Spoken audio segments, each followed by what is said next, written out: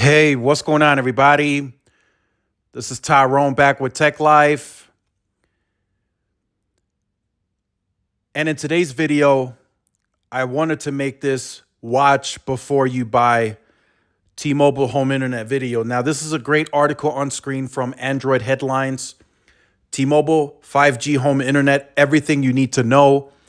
I will leave it in the description down below for you guys to check out, but I wanted to put my own spin onto everything you need to know about T-Mobile's home internet from a different perspective and from a perspective of me knowing about wireless networks and what that potentially means for home internet or fixed wireless access, as other people call it. So I wanted to discuss a few points in this video, so make sure you guys stay tuned. It's probably going to be a longer one. Also, make sure you guys like the video so we can get it out there, get some attention to the video, so more people can tune in and get more info about the product and just be a more informed consumer in the buying decision. So how I was able to make this video is by reading comments. I read several comments over the last several weeks about different topics as to this didn't work for me. This product didn't work for me while I was using this or while I was doing this. And a lot of this, I was already under the impression and that wasn't going to be the product for these specific reasons or topics that I'm going to be talking about in today's video. So the first topic I want to discuss is 8K. I know it's still very early, but there's already some consumers out there that already have 8K screens, whether that be TV, they're doing it on a computer. There is some 8K happening. I know some YouTube content creators are already filming in 8K quality. So recently I've been reading comments saying I got T-Mobile's home internet and it wouldn't stream 8K. So from me to you, 8K for home internet with T-Mobile should be a no-go. I would not recommend that product for 8K streaming. Now, hear me out. This product is very location and address dependent. So you might actually at your address have the bandwidth to support 8K. 8K requires a constant 100 megabits a second throughput to have a continuous stream without buffering, right? 4K, that was 25. 8K, that'll be 100 megabits a second.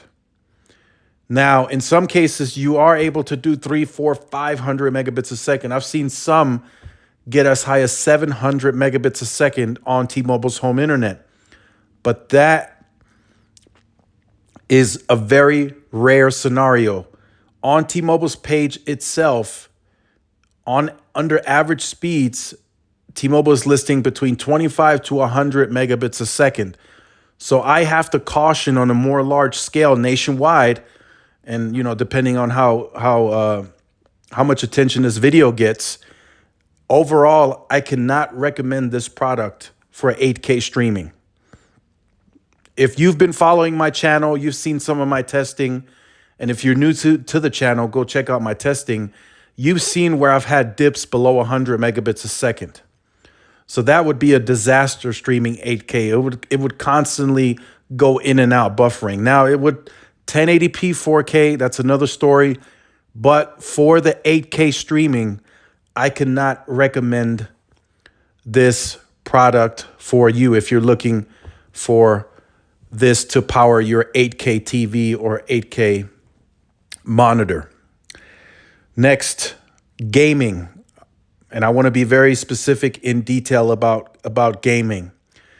If you are a competitive gamer or a more heavier gamer, a power user, and you are looking for open NAT type, port forwarding. This is not the product for you at this stage. You should remain with your cable provider or fiber provider in this case. I've seen many tell me they cannot do open NAT type and they cannot do port forwarding on this product. Also, if you are not directly using the T-Mobile router and you're running it through another router in your household, if you're using the router as a modem, from what I was reading, you also are not able to do NAT type 2. It pushes you on to NAT type 3. Unless you are streaming directly through the T-Mobile router, then it moves you back to NAT type 2. For what I've been researching, NAT type 2 is ideal for most casual gamers. It kind of gives you that balance between security and still being able to game online. But I know most competitive gamers look for the open NAT type.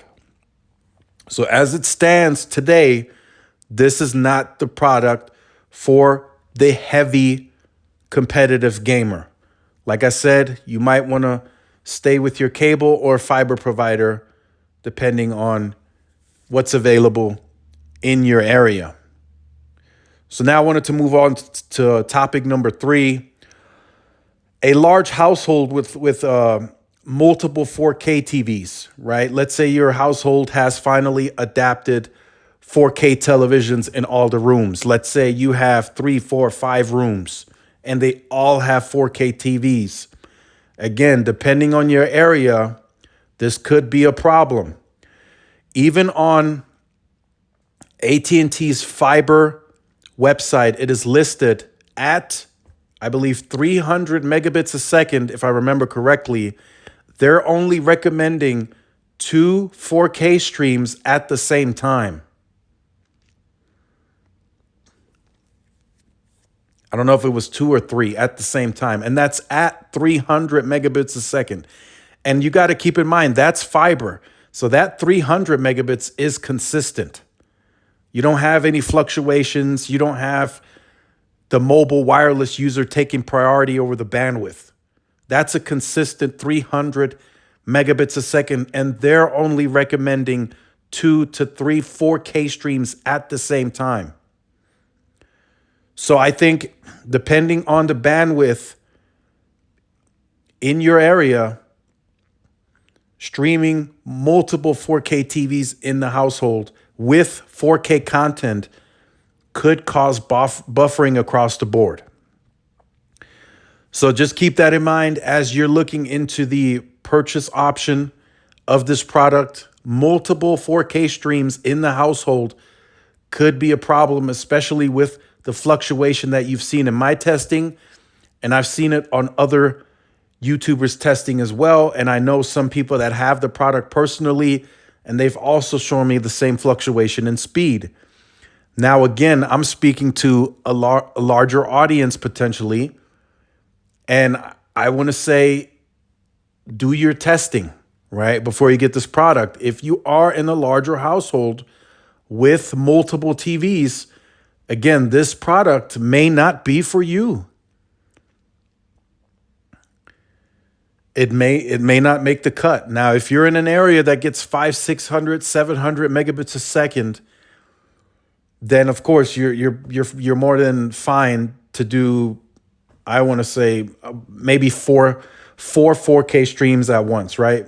Because they take about, if it's Netflix, I think you're good no matter, you're good at about 200 megabits a second. Because Netflix has actually the best compression technique that I've ever seen. But if you're streaming on another platform, say HBO Max is going to take that 25 to 30 megabits a second of bandwidth to stream that 4K.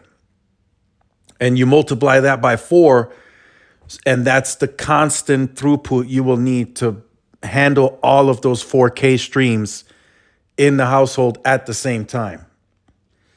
So again, that's just something for you to keep an eye on. Maybe you already have the product and you have a larger household. Make sure you keep an eye on this. If you start noticing more constant buffering over time, it might be time to to go back to the previous provider. And that's just me being honest, being honest to the consumer, you guys. And then the last topic is gaming related, but it's streaming games, right? There's now platforms out there where you can stream the games. Stadia is one, I believe. PlayStation Now also has games that you can stream on there. That could potentially also be a problem for you on this product, depending on the latency in your area. With cable, with fiber, that tends to not be an issue because that's a direct connection. And more likely than not, you should have a solid latency ping time to at least be able to stream the game comfortably, right? Without any lag, any buffering. Now, I've been hearing on T-Mobile's home internet that's not the case in many cases. I've been talking to the tech extremist. I will leave a link to his YouTube in the description down below so you guys can check him out, interact with him. Maybe he'll do some videos on his experience with the streaming. But I've been hearing from him, he has fiber and T-Mobile's home internet, and T-Mobile's home internet doesn't stand a chance streaming games. He says it lags. He says it buffers. He says he has constant cutouts. And he says cutting it over to fiber, no problem whatsoever. Now, fiber is 1 millisecond latency in his house, 1 gig of speed. So fiber can handle that, no problem. T-Mobile home internet, not so much. Now, in your area, you might have 11, 12, 13 millisecond latency. You might have 200-300 megabits a second speed. So that might work for you. It might not. But that's a topic that I wanted to bring up because I've been already hearing from several other people that streaming the games online didn't really cut it for them, and they ended up going back to their old provider because of it. And I've seen that in the comments as well. So to end the video, I want to tell all you guys that I appreciate the feedback in the comments that allowed me to make this video today for everyone else. Maybe you're tuning in new and you were thinking about buying the product, and this will give you some more info to make a more informed buying decisions. This is likely something that the store reps and the sales reps won't tell you. You'll have to find that out for yourselves, or hopefully you got a hold of this video and we're able to watch it and we're able to gain some of this information. Now, those are the 4 topics that I wanted to discuss in today's video. Maybe in the future, there'll be more comments that'll allow me to make, another video of more issues. But those are some of the issues that I've seen on comments that I've heard from others. So I wanted to finally make that video today. And like I said, 8K, that's a strong no-go for me. If you're wanting to get T-Mobile's home internet to stream 8K, no, don't do it. That's a bad decision, bad buying decision across the board. They may tell you it's good, but I'm telling you right now, that's going to be a no-go, especially if there's multiple 8K streams. I wouldn't recommend this product for 8K streaming. But again, thanks for all the comments. Leave more comments in this video if you have any of the issues that I was talking about. If you have other issues, I know some issues in general that are coming in is the product is just not working overall, right? It's too slow, can't even do 720, 1080p. I mean, I've seen it all, but those are just issues based on, the area itself. So T-Mobile is approving the area and then it doesn't end up working out. So the product gets sent back. And I think T-Mobile is well aware that could be the case, right? So they're kind of not so much taking a gamble, but they're kind of, letting the product out nationwide. And just like any product, you have churn. You're going to have people send it back. It doesn't work for me. I put it in this position, it didn't work. I put it in that position, I put it upstairs, it just didn't work for me, right? You're going to have that. But T-Mobile is well aware of that, and I think they took that into consideration, of course, in their business planning. So make sure you guys like, share, subscribe to the channel. Make sure, again, you like this video so we can get some attention on it. Follow my social media outlets for more updates and interactions. This is Tyrone with Tech Life. I will see you guys in the next one. Peace.